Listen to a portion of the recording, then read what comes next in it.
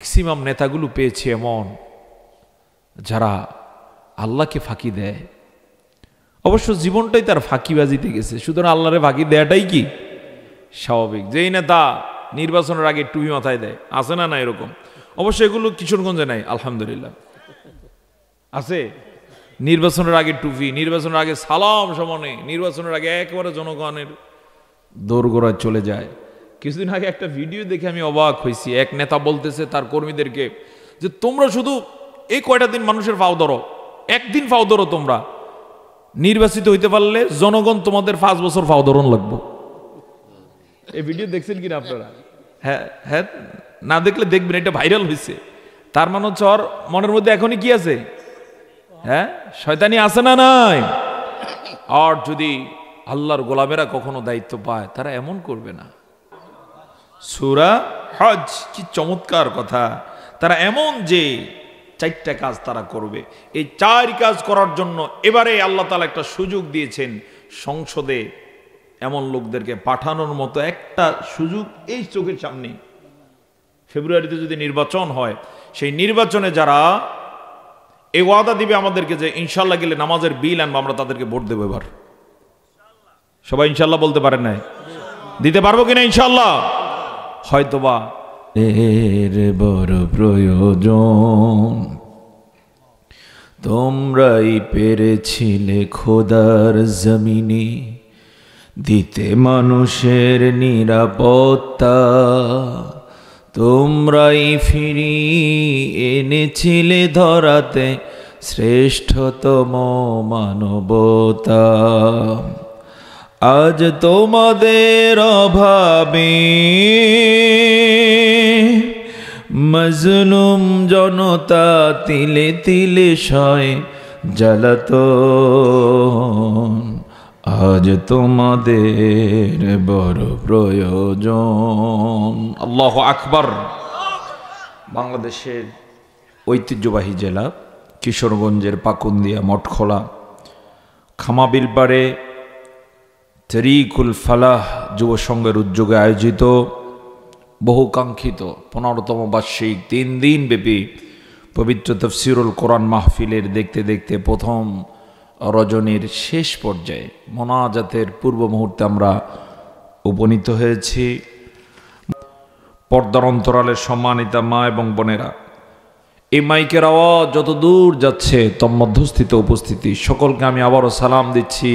আপনারা সালাম গ্রহণ করুন। আসসালামু আলাইকুম ওয়া রাহমাতুল্লাহি ওয়া বারাকাতুহু। সকল প্রশংসার মালিককে, আমাদের হায়াতের মালিককে, মৌতের মালিককে। রিজিক কার হাতে? সে আল্লাহর জন্য ভালোবেসে পড়ছি আলহামদুলিল্লাহ। আমরা এই মাহফিলে এসে লাভে আছি না লসে আছি? হ্যাঁ, একটা শ্রেণী মনে করতে পারে যে না ঈশা লাভে আছে, কিন্তু আল্লাহর বান্দারা কি মনে করেন? আমরা এসি লাভে আছি। বলুন আলহামদুলিল্লাহ। এভাবে জীবনের কিছু সময় যারা কাজে লাগিয়েছেন তারা সফল, কিন্তু যারা কাজে লাগান নাই, মনে করছে অসুবিধা নাই, তারা সফল হতে পারে না। যেমন এসএসসি পরীক্ষা চাইলে সবাই দিতে পারত, কিন্তু একটা শ্রেণী মনে করছে একটু গুটি খেললে, হ্যাঁ একটু খেলাধুলা করলে রিক্রিয়েশনের জন্য তো ভালো, সুতরাং পরীক্ষার দরকার কি? হেলায় হেলায় খেলায় খেলায় দেয় নেয়। আর আরেক গ্রুপ রাতের ঘুম হারাম করতে হয়েছে পরীক্ষায়। পড়ালেখার কষ্ট আছে না নাই? আপনাদের দিকে কি অবস্থা? পড়ালেখা করা লাগে? হ্যাঁ, তো কষ্ট করতে হয়। সময়ের ব্যবধানে দেখা যায় পরীক্ষা তো আর সবার জন্য বসে থাকে না, নির্ধারিত সময় কি শেষ। পরীক্ষা অ্যাটেন্ড করলো কষ্ট করে, সময়ের ব্যবধানে দেখা যায় তারাই কি হয়ে গেল? সফল হয়ে গেল। পক্ষান্তরে যারা মনে করছে একটু রিক্রিয়েশন দরকার, হ্যাঁ একটু ঘুম দরকার, এমনি এমনি নষ্ট করে দিল, তারা আর অ্যাটেন্ডও করতে পারে না, রেজাল্টও কিসমতে জোটে না। সময়ের ব্যবধানে দেখা যায় এমন এমন সুযোগ এসেছে, শুধু এসএসসির সার্টিফিকেটটা থাকলেই পার, এরকম সুযোগ বিভিন্ন সময় আসে নাকি আসে না? দিতেও পারে না, সুযোগও নিতে পারে না। আমার বন্ধুগণ, দুনিয়ার জীবনটা হচ্ছে আল্লাহ তাআলার পক্ষ থেকে আমাদের জন্য বিরাট নিয়ামতের নাম। এক রাত দুই রাত করে করে, একদিন দুই দিন করে করে কেটে যায়। Time and tide wait for none, সময় এবং স্রোত কারো জন্যই অপেক্ষা করে না। এই সময়ের ব্যবধানে, সময়ের পরিক্রমায় যারা একটু একটু করে কাজ করে যায়, ওই উদাহরণের মতো আদালতে আখেরাতে দেখা যাবে আল্লাহর কিছু গোলাম সুযোগ বুঝে কাজ করার উসিলা করে মাফ পেয়ে যাবে। হ্যাঁ, আরেক শ্রেণী আফসোস করবে, করলাম কি, ওদিন রাতটা যদি কাজে লাগিয়ে দিতে পারতাম, ওনার মতো আমিও তো কি পার হয়ে যেতাম। সুবহানাল্লাহ। এজন্য ক্ষুদ্রাতি ক্ষুদ্র ভালো কাজকেও কখনো অবহেলা করতে নাই। সুযোগ আছে, কাজে লাগাতে হয়। বিশেষ করে যখন যে কাজ করা দরকার তখন সেই কাজ করে কেউ লস করেছে এরকম রেকর্ড নাই। বরং সুযোগ বুঝে যারা কাজ করতে পারে না তারাই সময়ের ব্যবধানে আফসোস করে, তখন আর কোনো কাজ হয় না। আল্লাহ তাআলা সেই অনুভূতি নিয়ে আমাদেরকে কিছু সময় এখানে দিয়ে যাওয়ার তৌফিক দান করুন। জোরে বলি আল্লাহুম্মা আমিন। সম্মানিত কিশোরগঞ্জবাসী, আমি আপনাদের খেদমতে এবং ঘোষণার আলোকে কোরআনুল কারীমের 22 নম্বর সূরা সূরাতুল হজ থেকে একটি আয়াত তেলাওয়াত করেছি। আল্লাহর কাছে তৌফিক যায় সংক্ষিপ্ত সময়ে তিনি যেন এই আয়াতকে কেন্দ্র করে আমাকে এই আয়াতের যে মেসেজ এটা দিয়ে যাওয়ার তৌফিক দান করেন। সকলে বলি আল্লাহুম্মা আমিন। আমার সাথে একটু দোয়া পড়ুন। রব্বিশরাহ লি সাদরি ويسر لي أمري واحلل عقدة من لساني يفقهوا قولي। প্রথমে আমি আপনাদেরকে নিয়ে যেতে চাই এখন থেকে 1450 বছর আগের সিনারিতে। এই 1450 বছর আগে ধরেন আপনিও আছেন সেখানে, আপনার রূহ আছে ওই 1450 বছর আগের। আপনি সিনারিটা যেন একটা ভিডিও আকারে দেখতে পাচ্ছেন। ওই সময়ে দেখেন তো আমাদের নবীজিকে দেখতে পান কিনা। ওই সময় কে ছিলেন? সাইয়্যিদুনা মুহাম্মদুর রাসূলুল্লাহ সাল্লাল্লাহু আলাইহি ওয়াসাল্লাম। সবেমাত্র তিনি মদিনায় এসেছেন, নতুন একটা রাষ্ট্রের দায়িত্ব তাকে দেয়া হলো। কিন্তু সেখানে হিন্দু, বৌদ্ধ, খ্রিস্টান এরকম এত তালের মানুষ ছিল না। তবে সেখানে সেই সময় ইহুদি ছিল। কারা ছিল? ইহুদি, খ্রিস্টান এবং মাজুসি। ইহুদি, খ্রিস্টান, মাজুসি আর নব ইসলাম যারা গ্রহণ করছেন তারা। নবীজি এসে দেখলেন ওখানে চুরি চলছে, ডাকাতি, ছিনতাই, বিভিন্ন রাহাজানি, মারামারি, দলাদলি, অন্যায় অপকর্ম চলমান। সেই প্রেক্ষাপটে রাষ্ট্রের দায়িত্ব যার হাতে, বুঝেই যায় কত বড় চ্যালেঞ্জ তাকে নিতে হয়। নবীজি সেই চ্যালেঞ্জটা নিলেন। আর নবীজিকে ওই চ্যালেঞ্জ মোকাবেলায় আল্লাহ তাআলা যেই সূরাগুলো দিয়ে সবচেয়ে বেশি সাহায্য করেছেন তার মধ্যে অন্যতম একটা সূরা হলো সূরা হজ। কোন সূরা? আল্লাহ তাআলা নবীকে গাইড করলেন, নবীর মাধ্যমে সকলকে জানিয়ে দিলেন আল্লাযীনা ইম্মাক্কান্নাহুম ফিল আরদি আকামুস সালাতা ওয়া আতাউস যাকাতা ওয়া আমারু বিল মা'রুফি ওয়া নাহাউ আনিল মুনকার ওয়া লিল্লাহি আকিবাতুল উমুর।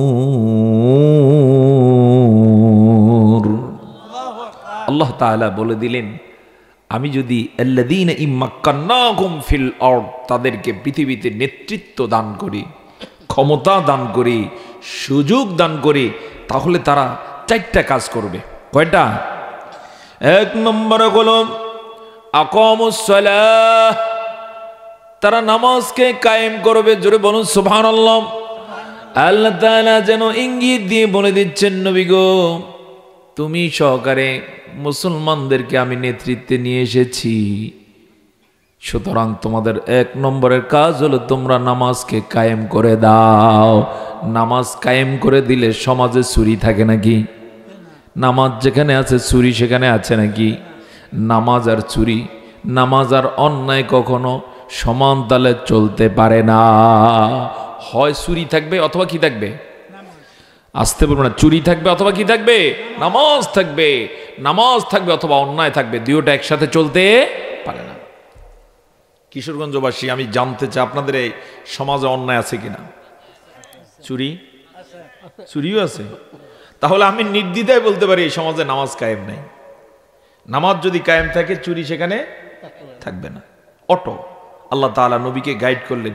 সত্যি সত্যি নবীজি অল্প সময়ের ব্যবধানে যখন সবাই নামাজি হয়ে গেল, চুরির রেকর্ড শূন্যের কোটায় নেমে এলো। সুবহানাল্লাহ বলবেন না? চোরেরা নামাজি হয়ে গেছে, এখন নামাজি হওয়ার পরে তো আর চুরি নাই। তাহলে সমাজটা কত সুন্দর হয়ে যায়। সুবহানাল্লাহ। ডাকাতি থেমে গেল, ছিনতাই থেমে গেল, হত্যা ধর্ষণ থেকে শুরু করে মারামারি জুলুম নির্যাতন সব থেমে গেল। আপনারা শুনে থাকবেন একটা হাদিস, এখনো জুমার দিনে খতিব সাহেবগণ সানি খুতবায় বলেন, খয়রুল কুরুনি করনি সুম্মাল্লাযিনা ইয়ালুনাহুম সুম্মাল্লাযিনা ইয়ালুনাহুম। নবীজি একদিন জাতির উদ্দেশ্যে ভাষণের প্রেক্ষাপটে বললেন, ও আমার উম্মতেরা শোনো, আমি ঘোষণা দিচ্ছি, আকাশের নিচে জমিনের মধ্যে এই মুহূর্তে আমি যেই যুগে আছি তথা 1450 বছর আগের যে যুগ, নবীজি বলছেন এই মুহূর্তে এই যুগটাই হলো আকাশের নিচে জমিনের উপরে সেরা যুগ। সুবহানাল্লাহ। পৃথিবীর কোন নেতা আজ পর্যন্ত এই কথা বলতে পারে না। 71 সালে একজন বলছিল, শুধু কি বলছিলেন? সবাই পাইল তেলের খনি, সোনার খনি, আমি পাইলাম। উনিও নেতা, মুহাম্মদুর রাসূলুল্লাহ সাল্লাল্লাহু আলাইহি ওয়াসাল্লাম তিনিও নেতা। নেতা কাকে বলে? কি বলছেন? আমার যুগটাই হলে আকাশের নিচে জমিনের উপরে সর্বশ্রেষ্ঠ যুগ। সুবহানাল্লাহ। এতটুকু বলি আবার ক্রেডিট শেষ করেন না, বলছেন সুম্মাল্লাযিনা ইয়ালুনাহুম। হাদিস কিন্তু সহিহ বুখারীতে এসেছে, প্রায় হাদিস গ্রন্থগুলোতে আছে। নবীজি আরো বললেন, আমার পরের সেরা যুগ হবে, আমার পরে যারা আছেন তারা তাদের যুগ, অর্থাৎ সাহাবায়ে কেরামদের মর্যাদাও বাড়িয়ে দিলেন। সুবহানাল্লাহ। এবং ইঙ্গিত দিয়ে দিলেন, আমি তো চিরদিন থাকব না, আমি যাদেরকে বানিয়েছি, তৈরি করেছি, শিক্ষিত করেছি, আমার পরের হাল তারা ধরবে, আমার পরের সেরা যুগ তাদেরটাই হয়ে যাবে। নবীজি আবার বললেন, সুম্মাল্লাযীনা ইয়ালুনাহুম, আমার সাথীরাও চিরদিন থাকবে না, আমার আবু বকর চিরদিন তোমাদের মাঝে থাকবে না, আমার ওমর তোমাদের মাঝে চিরদিন থাকবে না। আমার ওমরদের হাত ধরে যেই যুগ তৈরি হবে তাদের পরের সেরা যুগ ওই যুগটাই হবে। আমি জানতে চাই, নবীজি যা বলছেন বাস্তব না অবাস্তব? আসতে বলুন, বাস্তব না অবাস্তব? কিভাবে পারলেন নবীজি? 1 নম্বরের সেখানে শক্তি ছিল, সেখানে সলাৎ কায়েম হয়ে গিয়েছিল। আমাদের দেশে নামাজ কায়েম হোক, আমাদের ইচ্ছা আছে কিনা? কারা কায়েম করবে? যারা ইসলামকে চায় তারা কায়েম করে, নাকি যারা শরিয়া চায় না তারা কায়েম করবে? ইসলাম যারা চায় তারা কায়েম করুক, আমরা তাদেরকে সাপোর্ট করব। রাজি আছে কিনা ইনশাআল্লাহ? আল্লাহ তাআলা কবুল করুন। সকলে বলি আল্লাহুম্মা আমিন। সুবিধা হলো, যদি কোনো মতে নামাজ কায়েম হয়ে যায়, এই সমাজে আর অন্যায় থাকবে না।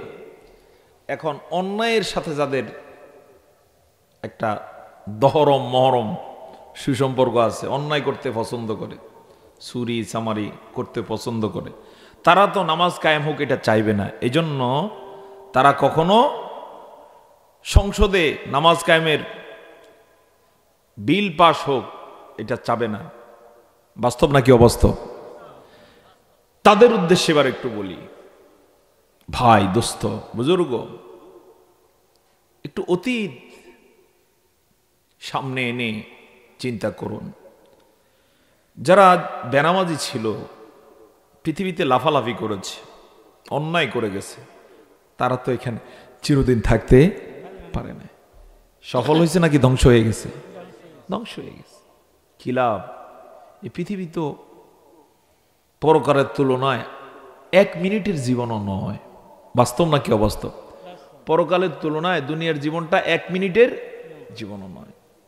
এটা বুঝার জন্য বলবো, যেমন আমরা তো ইতিহাস পড়েছি, ইতিহাসে কত কত বীর সেনানীরা অতিক্রম করেছে। কয় বছর ক্ষমতা ছিল? 5 বছর, 10 বছর।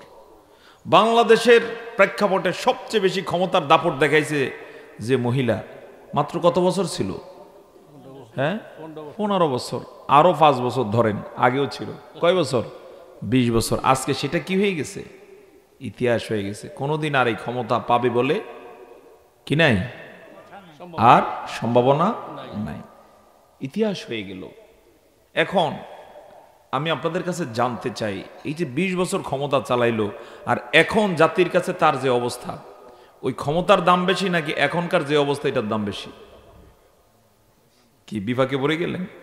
মূলত এর মধ্য দিয়ে বোঝা যায় ওই 20 বছরের কোনো দামের মধ্যেই পড়ে না। মানুষ এখন আর কি করে না, পছন্দ করে না, বরং ইতোমধ্যেই তাকে ফাঁসির আদেশ হয়ে গিয়েছে, রায় হয়ে গিয়েছে। তো এই ক্ষমতার দাম কি? বরং এই 20 বছরের মধ্যে অনেকে আছে নিরিবিলি আল্লাহর ইবাদত করে আল্লাহর কাছে চলে গেছে। এটাই তো দামি জীবন। কথা বলুন ঠিক কিনা? সুবহানাল্লাহ। পরকালে মানুষেরা যখন উঠবে, বিশেষ করে মৃত্যুর পরে মানুষ চিন্তা করবে আমি পৃথিবীতে কতদিন ছিলাম। চিন্তার এক পর্যায়ে বারবার মনে হবে কোরআনের ভাষায়, কাআন্নাহুম ইয়াওমা ইয়ারাউনাহা লাম ইয়ালবাসু ইল্লা আশিয়াতান আও দুহাহা। মনে হবে এক সকাল অথবা এক বিকাল। এটা তাফসিরে এসেছে, ফজরের পর থেকে সূর্যোদয় পর্যন্ত যে সংক্ষিপ্ত একটু সময়, খেয়াল করুন, ফজরের নামাজ পড়ে সূর্যোদয় পর্যন্ত কতটুকু সময়? কয়েক ঘন্টা, কয়েক মিনিট মাত্র। অথবা আসরের পর থেকে মাগরিব যে সময়, প্রত্যেকটা ব্যক্তি ধারণা করবে এতটুকু সময় দুনিয়াতে ছিলাম। সুবহানাল্লাহ। এই শর্ট টাইম দিয়ে আল্লাহ আমাদেরকে পাঠালেন।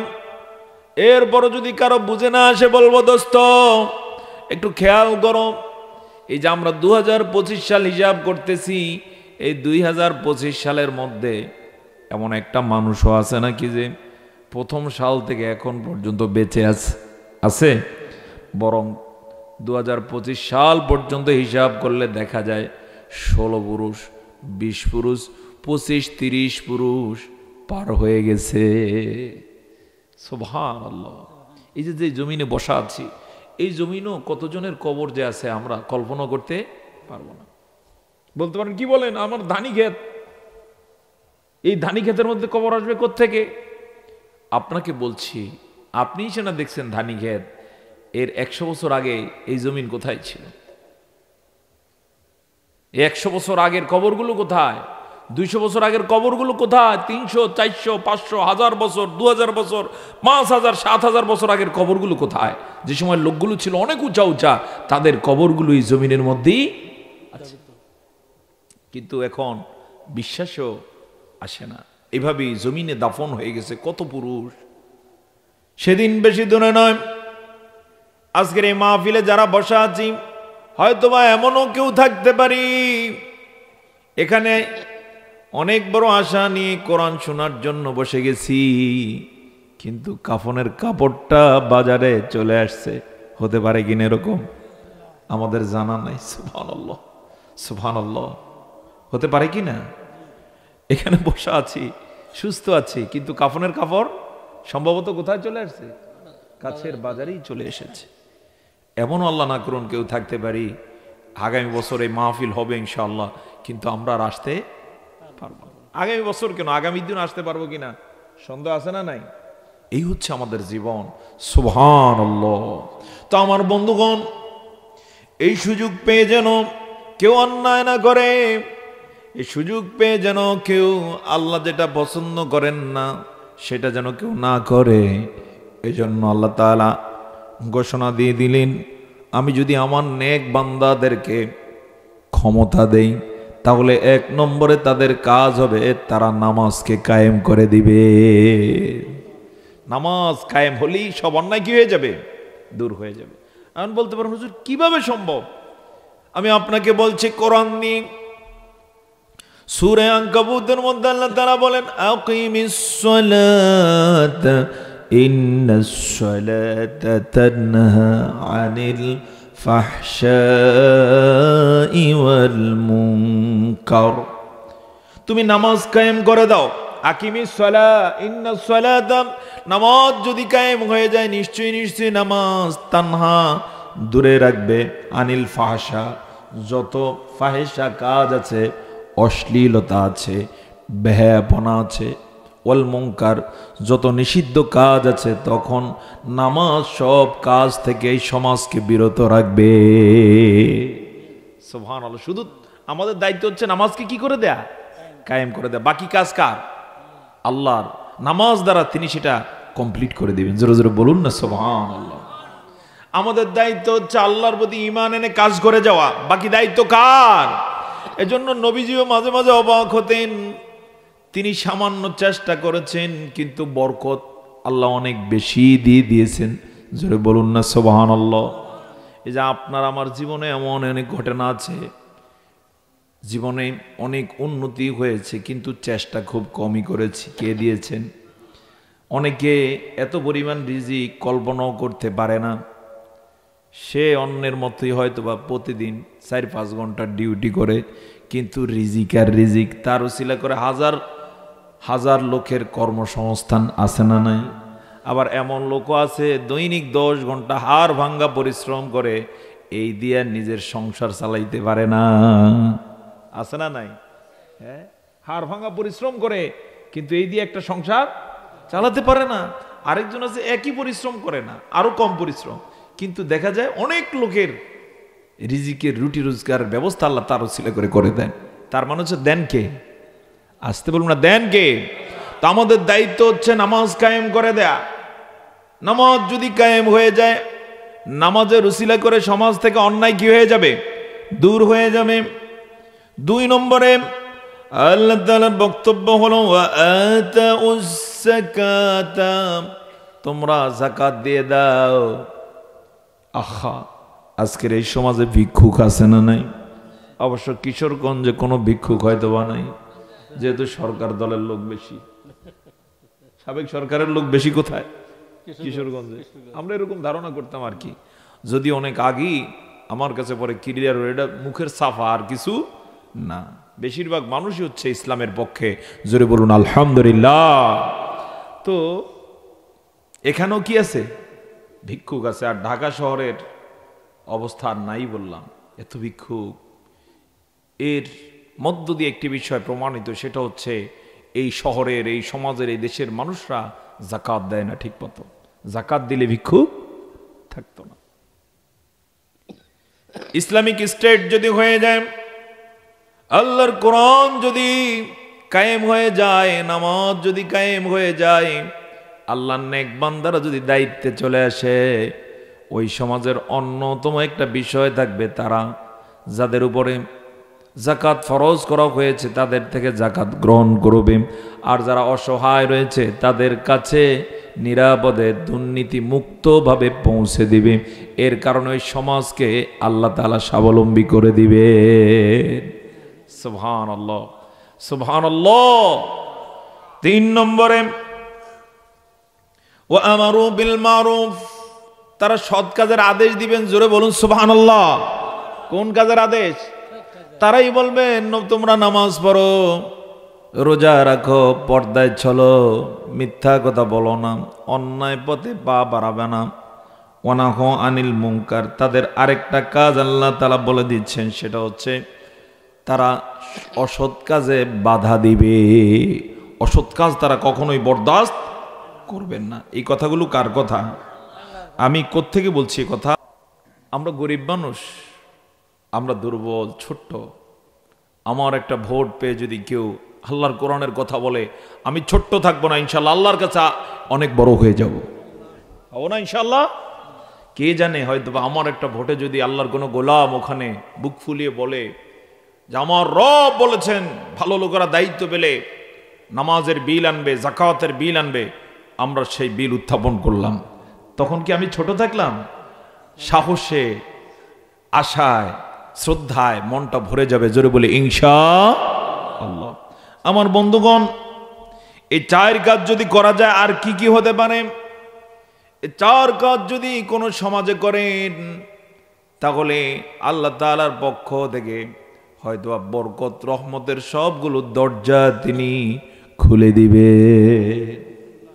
আল্লাহ তাআলা কোরআনুল কারীমে বলেছেন, লাউ আন্না আহলাল কুরা আমানু ওয়াত্তাকাউ লাফাতাহনা আলাইহিম বারাকাতিম মিনাস সামাই ওয়াল আরদ। জবান ছেড়ে বলুন সুবহানাল্লাহ।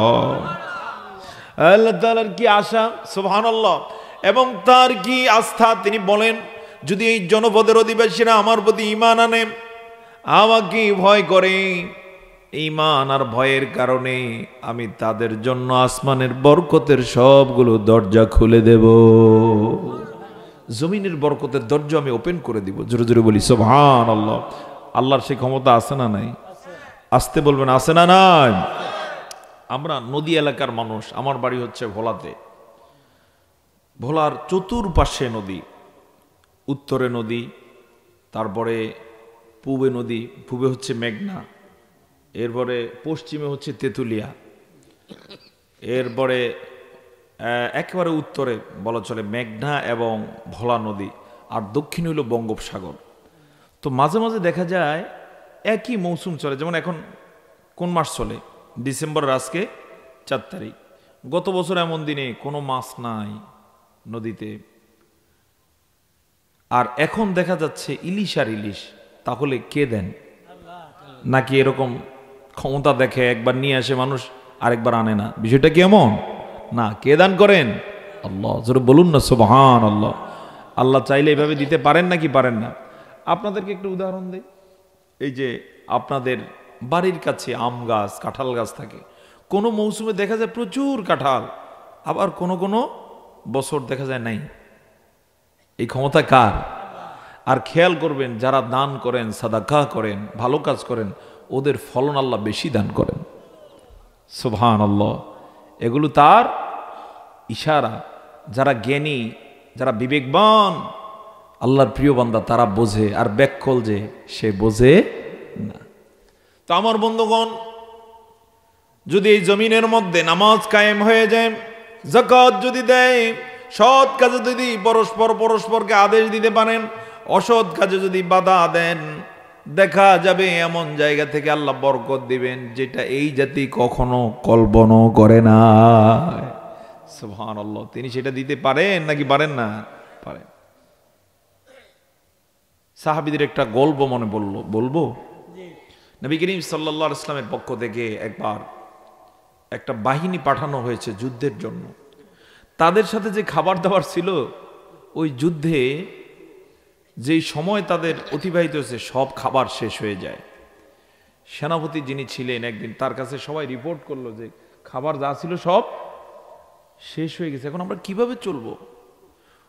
উনি বললেন, আছে সব সামনে আনো।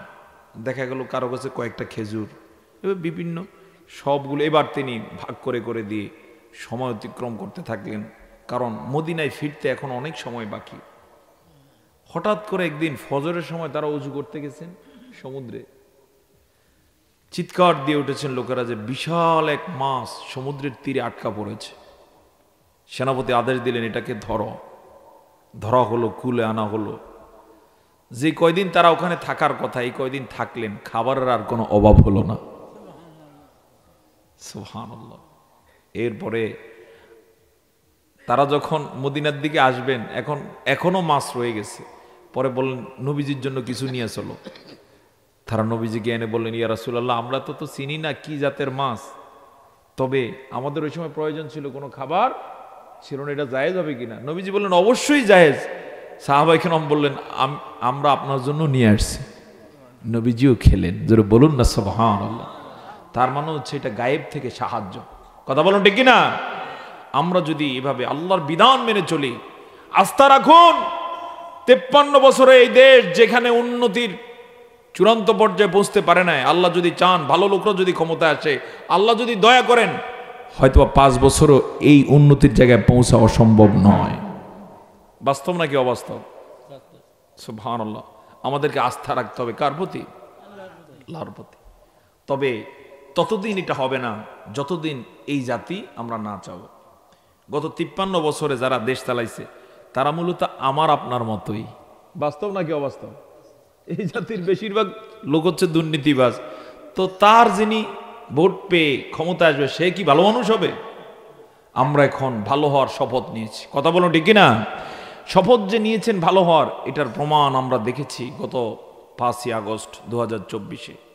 মানুষ পঙ্গপালের মতো রাস্তায় নেমে এসেছে, সন্তানগুলো জীবন দিয়েছে, দলমত নির্বিশেষে সব বলা চলে রাস্তায় এসেছে। কেন? কারণ কত আর এই মানুষ, এই দেশের মানুষ আর এখন মিথ্যা কথা, রাজনৈতিক বিভিন্ন ধরনের বক্তব্য পছন্দ করে না।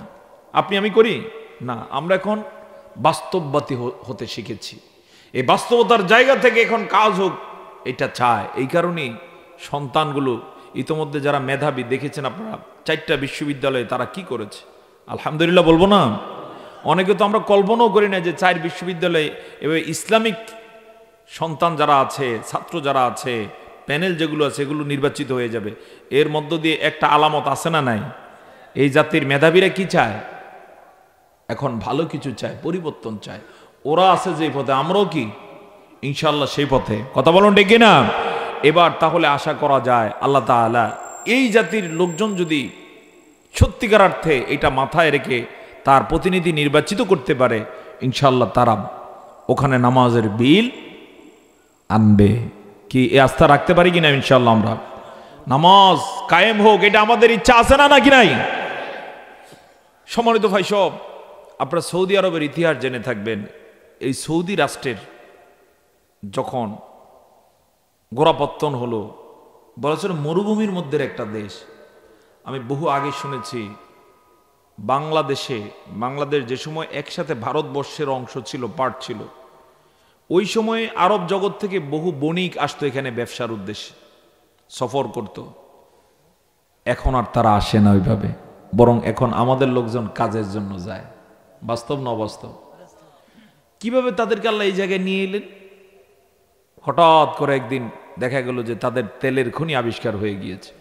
এই কিছুদিন আগে গত হজে গিয়েছি যখন, পরে জানানো হলো বাইতুল্লাহ, যেটা কাবা, পবিত্র কাবা থেকে উত্তর দিকে একটা রোড করতে গিয়ে সেখানে এক স্বর্ণের খনি পেয়ে বসছে তারা। সুবহানাল্লাহ। এগুলো দেন কে? আল্লাহ। তো সৌদি আরবের গোড়ার দিকে যখন তারা রাষ্ট্রের অবকাঠামোগুলো তৈরি করা শুরু করেছেন, অনেক অভাব, আল্লাহ তাআলা এইভাবে রিজিক বাড়িয়ে দিলেন।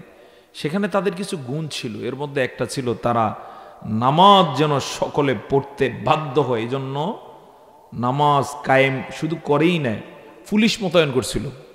এদেরকে বলা হতো মতোয়া। কি বলা হতো? মতোয়া। এদের দায়িত্ব, যারা আপনারা সৌদি আরবে গিয়েছেন বা প্রবাসে ছিলেন আপনারা বুঝবেন, আমরা না বুঝলে আপনারা ভালো বুঝার কথা। এই মতোয়াদের কাজ ছিল যখন আজান হয় তখন তারা গোয়েন্দার মতো দেখতো রাস্তায় রাস্তায় যে নামাজ না পড়া কে এখনো রাস্তায় হাঁটে। এরপরে তারা গ্রেপ্তার করা হইতো। গ্রেপ্তার করে জেলখানার মধ্যে ওই পুলিশের দায়িত্ব থাকতো যে যতদিন সে নামাজে অভ্যস্ত না হবে ততদিন নামাজ শিখাইতো। যখন দেখতো যে এখন অভ্যাস হয়েছে তখন ছেড়ে দিত। আলহামদুলিল্লাহ বলবেন না? হয়তো এই বরকতে আল্লাহ তাআলা সৌদি আরবকে উন্নত একটা দেশ বানিয়ে দিয়েছে। আমি বিশ্বাস করি আমাদের দেশে যদি সংসদ আল্লাহর কোরআন দিয়ে চলে, নামাজের বিল যদি আনা হয়, এই যাকাতের বিষয় যদি এভাবে বাস্তবায়ন করা হয়, সৎ কাজে আদেশ, অসৎ কাজে যদি বাধা দেওয়া হয়, ইনশাআল্লাহ বরকত সৌদি আরবের চেয়ে এই দেশে বেশি হতে পারে। সম্ভাবনা আছে না নাই? কত জায়গা থেকে যে আল্লাহ বরকত দিতে পারেন মানুষ সেটা কল্পনাও করতে পারে না। আমার বন্ধুগণ, সর্বশেষে আল্লাহ তাআলার বক্তব্য হলো ওয়ালিল্লাহি আকিবাতুল উমুর। এখানে যদি আল্লাহর এই বিধানগুলো কেউ নাও মানে অসুবিধা নাই, সব কাজের ফয়সালা কার? আজকে যদি আমরা আল্লাহর পক্ষে স্টেটমেন্ট দিয়ে যেতে পারি এটা আমাদের জন্যই লাভ। কিন্তু যদি আল্লাহর পক্ষে কেউ না আসে, আল্লাহর অসুবিধা আছে? কোনো অসুবিধা নেই। আমি টার্গেট করেছিলাম 1 ঘন্টা কথা বলবো, মাশাআল্লাহ প্রায় 1 ঘন্টা হয়ে গেছে। সকলে বলি আলহামদুলিল্লাহ। আমরা মোনাজাতে যাব। একটা হাদিস আপনাদেরকে শোনাই। নবী করিম সাল্লাল্লাহু আলাইহি ওয়াসাল্লাম বলেছেন, সমগ্র পৃথিবীর মানুষ যদি একত্রিত হয়ে আল্লাহর ইবাদত করে, সব মানুষ একত্রিত হয়ে, আল্লাহর ক্ষমতা এত ব্যাপক যে এতে সামান্য একটু বাড়বে না। জোরে বলুন না সুবহানাল্লাহ। পক্ষান্তরে সমগ্র বিশ্ববাসী একত্রিত হয়ে যদি আল্লাহর নাফরমানি করে, নাউজুবিল্লাহ, অর্থাৎ কেউ আল্লাহরে মানল না, আল্লাহর বিধান কেউ মানল না, আল্লাহ তাআলা হাদিসে কুদসিতে বলেন এতে আল্লাহ তাআলার যে ক্ষমতা রয়েছে এই ক্ষমতার সামান্য একটুও কমবে না। এমনকি তিনি বলেন সমগ্র বিশ্ববাসী যদি একত্রিত হয়ে আমার কাছে চায়, শুনতেছেন আপনারা, আল্লাহর কাছে চায় সমগ্র বিশ্ববাসী, চাইতে চাইতে সবাই মিলে তাদের চাহিদা আল্লাহর কাছে পেশ করলো, আল্লাহ তাআলা সকলের চাহিদা পূরণ করতে করতে সবার চাহিদা যখন কমপ্লিট করে দিলেন, হাদিসে কুদসি আল্লাহ তাআলা বলেন সবার চাহিদা পূরণ করার পরে আমার ধনভাণ্ডার থেকে সামান্য একটুও কমবে না। হাদিসটা এমন যে আমার ধনভাণ্ডার থেকে অতটুকু কমবে না। একটা ক্ষুদ্র সুই সমুদ্রের মধ্যে চুবানো হলো, বের করে আনার পরে সুইয়ের ওই যে ছিদ্রাংশে যে পরিমাণ পানি ধরবে, সমুদ্রের মধ্যে সুই ঢুকানোর পরে কতটুকু পানি ধরবে? 1 ফোঁয়া। তাইলে কল্পনা করা যায় সামান্য একটু নাকি? হ্যাঁ, 1 কণা পরিমাণও নয়, এতটুকু পানি সমুদ্র থেকে কমবে। আর আল্লাহ তাআলা তিনি এত ক্ষমতাধর, তার ধনভাণ্ডার এত ব্যাপক, এত বিশাল, এত পরিপূর্ণ যে সবার চাহিদা পূরণ করার পরও আল্লাহ ধনভাণ্ডার থেকে ওই সুইয়ের মাথায় যে পরিমাণ পানি ধরে এই পরিমাণও কমবে না। সুবহানাল্লাহ। এজন্য সে আল্লাহর প্রতি আমরা আস্থা রাখতে রাজি আছি তো ইনশাআল্লাহ? সে আল্লাহর আইন মানতে রাজি আছি কিনা ইনশাআল্লাহ? কারা কারা আছি হাত তুলে আল্লাহকে দেখায়। লিল্লাহে তাকবীর। আমাদের এই জাতিকে একটু বুঝানো দরকার, আমরা বুঝাতে রাজি আছি কিনা ইনশাআল্লাহ? তাদেরকে যদি বুঝানো যায় আমি বিশ্বাস করি আর আমাদের জাতি ভুল করবে না। কত নেতা দেখলাম 1971 থেকে এই পর্যন্ত, শুধু নেতা আর নেতা। এই দেশের নেতার সংখ্যা বেশি না কর্মীর সংখ্যা বেশি বলেন তো? হযরত ওমর দায়িত্ব নিতে চান নাই, কিন্তু লোকেরা যখন দায়িত্ব দিয়ে দিলেন, সুবহানাল্লাহ।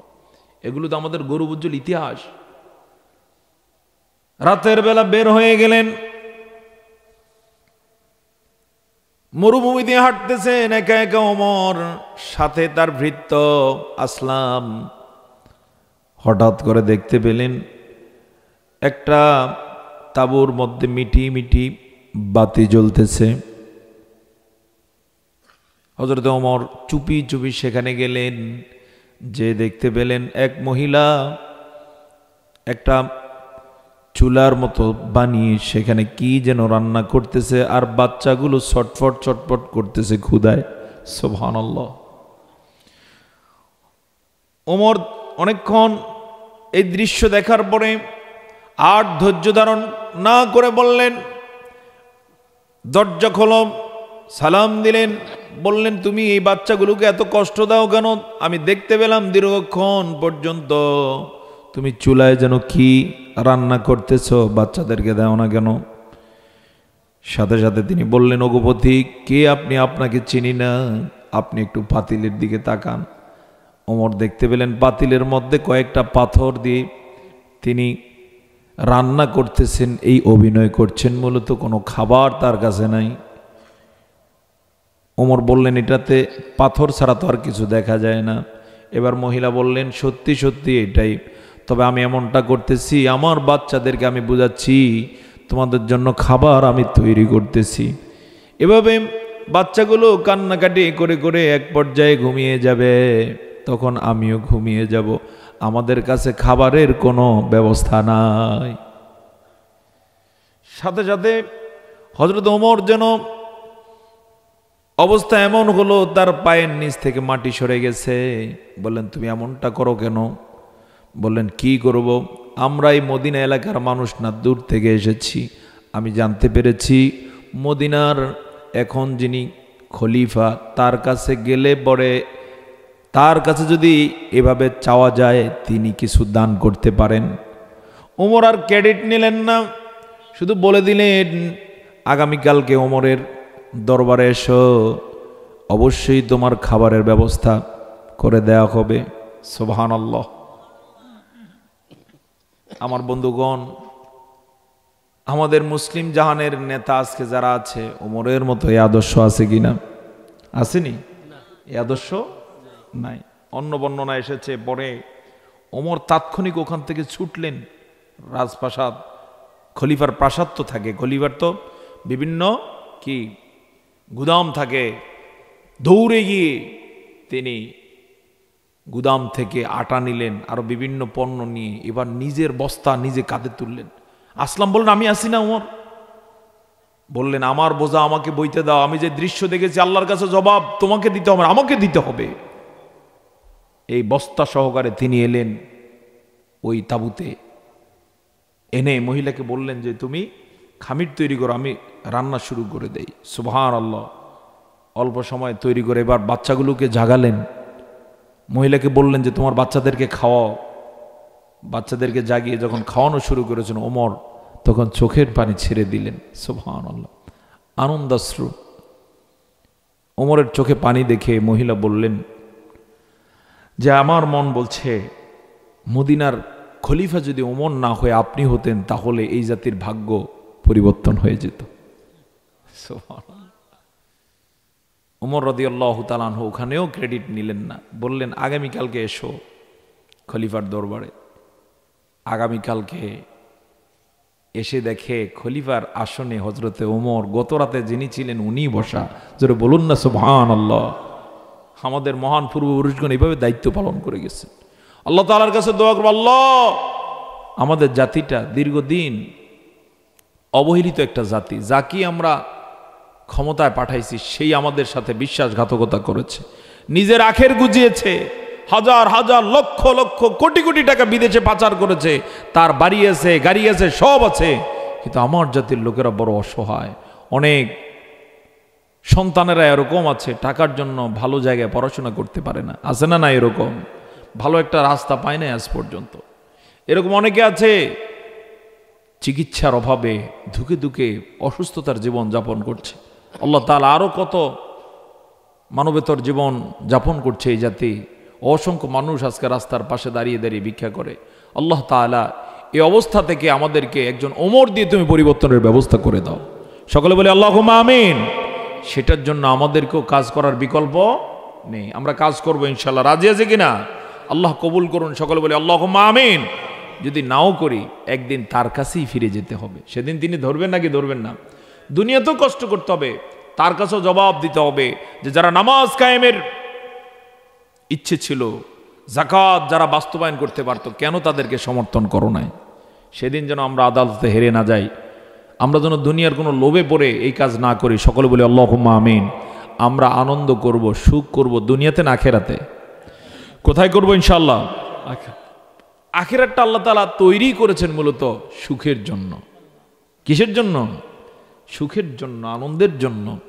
এক পর্যায়ে তিনি বলেন ওয়ালাল আখিরাতু খায়রুল লাকা মিনাল উলা ওয়ালাসাউফা ইউতিকা রাব্বুকা ফাতারদা। জোরে জোরে বলুন সুবহানাল্লাহ। আল্লাহ তাআলা বলেন অবশ্যই অবশ্যই তোমার জন্য আখিরাতের জীবন সেরা।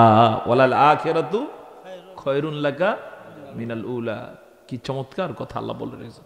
ওয়ালা সাউফা ইউতিকা, সেটা দূরে না, অচিরেই তোমার রব তোমাকে দিবেন এবং তুমি খুশি হয়ে যাবা। তিনি কেমন দিবেন? ছোট্ট একটু উপমা দেয় কোরআন থেকে। যেদিন আল্লাহর বান্দাদের হিসাব নিকাশ হয়ে যাবে, আল্লাহর প্রিয় যারা নেক বান্দা তারা ফুলসেরাত বিজলির আকারে পার হয়ে জান্নাত পর্যন্ত পৌঁছে যাবে।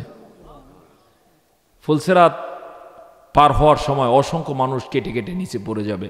বিশেষ করে 2 নম্বরই যারা করছে, চুরি করেছে, এরপরে দুর্নীতি করে টাকা কামিয়েছে, জমিনের আইল ঠেলছে, এগুলো অবশ্য কিশোরগঞ্জে তো নাই। ওরে তাহলে তো ওয়াজ একেবারে কায়দা মতো হয়ে গেল। এরকম যারা করছেন আদালতে আখেরাতে ফুলসিরাত পার হওয়ার সময় তাদের বিপদটা তারা ভালো বুঝবে। অর্থাৎ এই সম্পদ সব তাদেরকে বোঝা আকারে গলায় ঝুলিয়ে দেওয়া হবে। জোরে বলুন নাউজুবিল্লাহ। অথচ ফুলসিরাত পার তাকে হতেই হবে। ফুলসিরাত পার হওয়া ছাড়া জান্নাতেও পৌঁছা যাবে না। সেই ফুলসিরাতের বিষয়ে হাদিস হচ্ছে সেটা চুলের চেয়েও চিকন হবে, ছুরির চেয়েও ধারালো। বিশ্বাস হয়? অসিরাত হাক্কুন, সিরাত সত্য। সুবহানাল্লাহ। 30,000 বছরের রাস্তা। আবার তো আল্লাহর প্রিয় বান্দা যারা, তারা এই ফুলসিরাতের গোড়ায় আসলে পরে তাদের আমলনামা দেখে আল্লাহ তাআলার পক্ষ থেকে ফেরেশতারা বিজলির আকারে পারাপারের ব্যবস্থা করে দিবেন। সুবহানাল্লাহ। আর গুনাহগারদের তো আমল দূরের কথা, বোঝা দেখেই বোঝা যাবে লোকটা 1 নম্বর না 2 নম্বর। 2 নম্বর। এরপরে পার হতেই হবে, কারণ পিছনে আগুন ধাওয়া করবে। এই ধাওয়া খেয়ে পরবর্তীতে ওই রাস্তায় উঠতে হবে। কেউ 1 কদম দেওয়ার সাথে সাথে কেটে যাবে, নিচে পড়ে যাবে। কেউ বা 2 কদম, কেউ বা মাঝ বরাবর গিয়ে পড়ে যাবে। নিচে রয়েছে জাহান্নাম। জোরে জোরে বলুন নাউজুবিল্লাহ। সেখানে পার যারা হয়ে যাবে, ওপারেই আল্লাহর জান্নাতের রাস্তা পেয়ে যাবে। জান্নাতের রোড যখন দেখতে পাবে, বিশাল গেট, এই গেট দেখে সে অবাক হয়ে যাবে। মণিমাণিক্য হীরা জহরত দিয়ে সাজানো রাস্তা। এই দৃশ্য দেখে অসংখ্য আল্লাহর গোলাম ওখানেই সেজদায় পড়ে যাবে। কোরআনে আল্লাহ সেই কথাটা কোট করেছে সূরা জুমারের মধ্যে, ওয়াকালুল হামদুলিল্লাহিল্লাযী সাদাকানা ওয়া'দা ওয়া আওরাসানাল আরদা নাতাবাওয়া'উ মিনাল জান্নাতি হাইসু নাশা ফানি'মা আজরুল আমিলিন।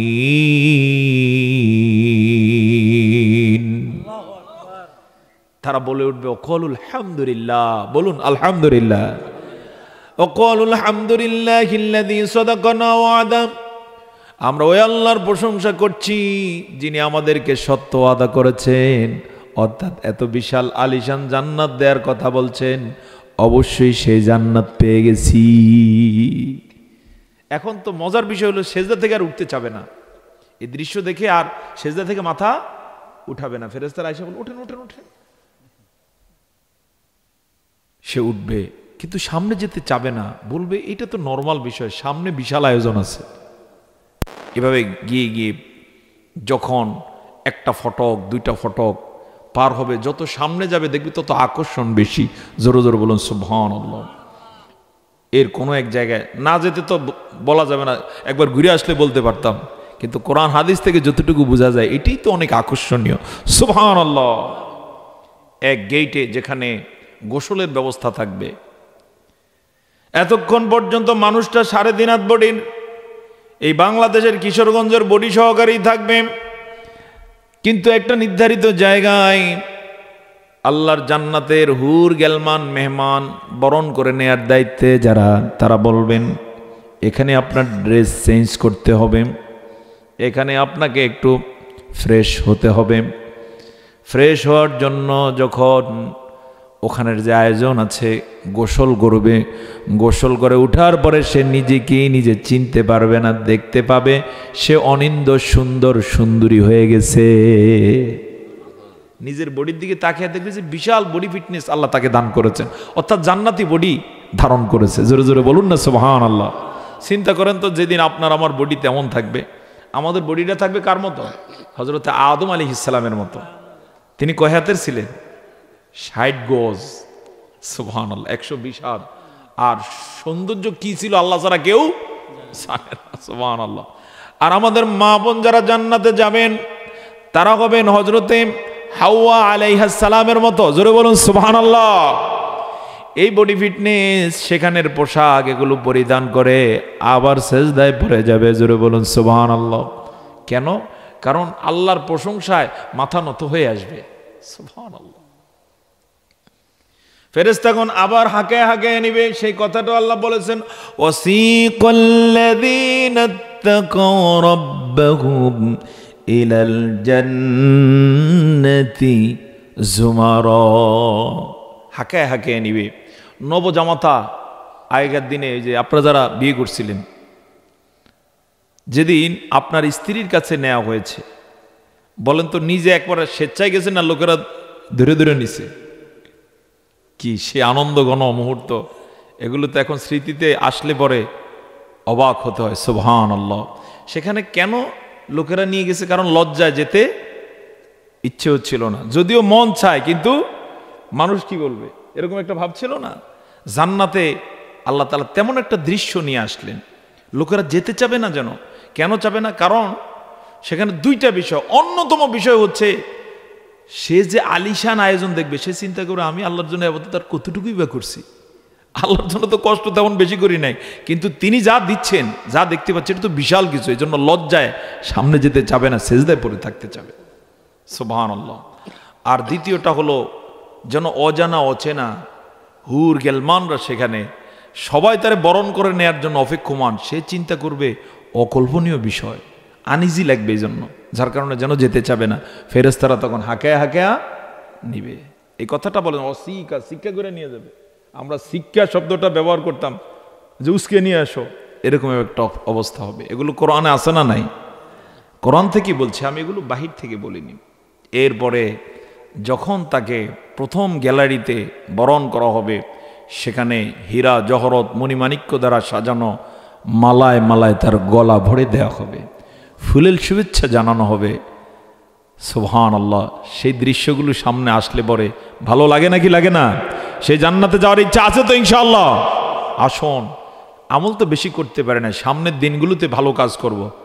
রাজি আছে কিনা? আল্লাহ সহজ করে দিন। সকলে বলি আল্লাহুম্মা আমিন। আরো বহু কথা বলতে গেলে টপিক চেঞ্জ হয়ে যাবে, অনেক আলোচনা করতে হবে, আমি সেদিকে যাব না। সেই জান্নাত লাভের প্রত্যাশায় আসুন, ভালো মানুষগুলোকে আমরা সাপোর্ট করি এবং আমরাও ভালো হয়ে যাই। এই সমাজ যেমন পরিবর্তন হবে, এই সমাজ তো বেশি দিন টিকবে না। রাসূল তার বিষয়ে কোরআনের বক্তব্য হচ্ছে, তিনি হচ্ছেন আখিরি পয়গম্বর এবং কোরআনে এসেছে ইকতারাবাতিস সাআতু ওয়ানশাক্কাল কমার, কিয়ামত নিকটবর্তী হয়েছে। আলামত হচ্ছে চাঁদ দ্বিখণ্ডিত হয়েছে। আমরা যে চাঁদ দেখতে পাই, এটা কি? খণ্ডিত চাঁদ। মাঝে কি আছে? খণ্ডন করা আছে, ফাড়া আছে। এর মধ্য দিয়ে অনেক প্রমাণ স্পষ্ট হয়েছে কিয়ামত দূরে না কাছে? কথা বলুন, দূরে না কাছে? মনে হতে পারে যে 200-500 বছর, আল্লাহ অনেক দূরে, কিন্তু পরকালের তুলনায় এটা কয়েক সেকেন্ড। সুবহানাল্লাহ। সুতরাং পৃথিবী যেহেতু ধ্বংস হয়ে যাবে, আমরাও থাকবো না, ভালো কাজ করে যাওয়াটাই কি যৌক্তিক এবং নিরাপদ। সেই ভালো কাজের প্রত্যাশায় আসুন আমরা কাজ করে যাই। আল্লাহ তাআলা কবুল করুন। সকলে বলে আল্লাহুম্মা আমিন। তো আল্লাহর প্রিয় বান্দাদেরকে যদি দায়িত্ব দেওয়া হয়, তারা কয়টা কাজ করবে? 4টা। 1 নম্বরে নামাজকে কায়েম করবেন, 2 নম্বরে যাকাত তারা আদায় করবেন, 3 নম্বরে সৎ কাজে কি দিবেন? আদেশ দিবেন, অসৎ কাজে নিষেধ করবেন। আমরা 4টা কাজ করতে রাজি আছি তো ইনশাআল্লাহ? সাপোর্ট যাদেরকে দেব, দেখে শুনে 4টা কাজ তারা করতে পারবে কিনা, এতটুকু হেডম আছে কিনা, এতটুকু সৎসাহস আছে কিনা, এতটুকু শিক্ষা আছে কিনা, এতটুকু তার টার্গেট আছে কিনা, তার দলের এতটুকু টার্গেট আছে কিনা, অবশ্যই আমরা ফরক করব। রাজি আছে কিনা ইনশাআল্লাহ? যাকে তাকে আর সাপোর্ট করা যাবে না। অনেক ভুল করেছি 53 বছরে, আর নতুন করে রক্তের উপরে দাঁড়ানো যে দেশ, সামনে আর এই ভুল করা উচিত হবে না। রাজি আছেন কিনা ইনশাআল্লাহ? এটাই হোক আজকের প্রত্যয়। আলোচনা করলাম সূরা হজ থেকে। কত নম্বর আয়াত? 41। কোন সূরা? হজ। বলুন কোন সূরা? হজ। 22 নম্বর সূরা হজ, আয়াত নম্বর 41। এক আয়াত থেকে কিছু কথা বলতে চেষ্টা করেছি। আল্লাহ যতটুকু বলার তৌফিক দিয়েছেন। আপনারা যতটুকু দোয়া করেছেন, ওমা তৌফিকি ইল্লা বিল্লাহ। আসুন আমরা মোনাজাতে চলে যাই। আমরা দোয়া করবো, আরও 2 দিন মাহফিল রয়েছে, ওই 2 দিনে যেন যারা আয়োজক এবং যারা আলোচক, আল্লাহ তাআলা সকলের মনের মাকসুদগুলো পরিপূর্ণ করে দেন। যারা শ্রোতা হিসেবে আসবেন, আল্লাহ তাআলা তাদেরকে এখান থেকে হৃদয়ের খোরাক নিয়ে আগামীর বাংলাদেশে কি করতে হবে তার সিদ্ধান্ত নিয়ে যেতে পারেন। আল্লাহ সেই তৌফিক দান করুন। সকলে বলে আল্লাহুম্মা আমিন।